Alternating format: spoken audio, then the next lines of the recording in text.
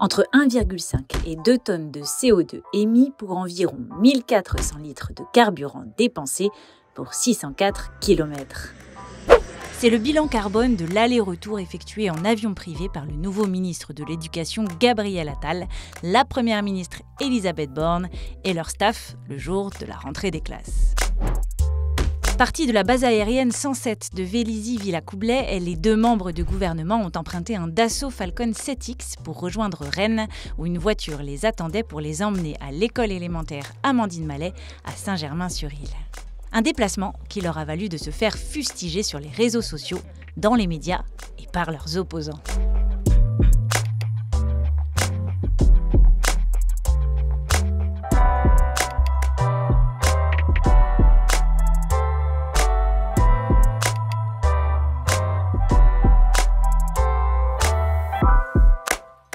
Au-delà des raisons de sécurité et de planning chargé invoquées par le service com du cabinet de la Première ministre, c'est surtout le non-sens de ce trajet en avion qui est pointé du doigt par ses détracteurs. Au vu de la réalité du changement climatique, mais aussi des différentes mesures prises par le gouvernement depuis 2017 pour limiter les déplacements aériens.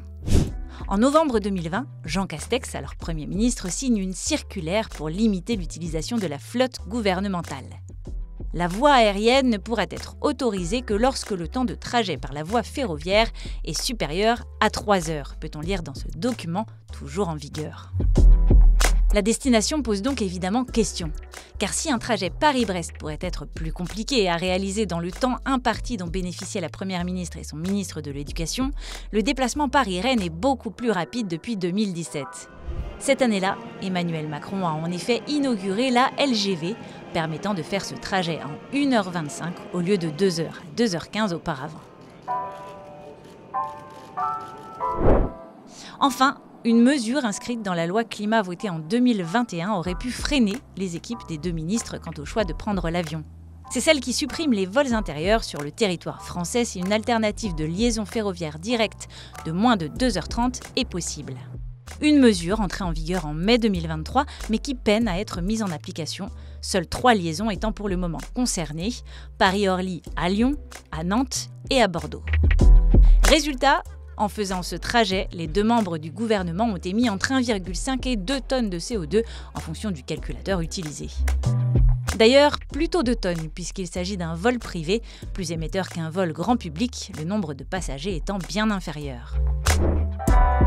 À titre de comparaison, si Gabriel Attal et Elisabeth Borne avaient décidé de prendre le TGV, ils auraient émis 2 kg de CO2 aller-retour chacun. Et puis 7,2 kg s'ils avaient utilisé un vélo électrique, même si c'est évidemment très peu probable.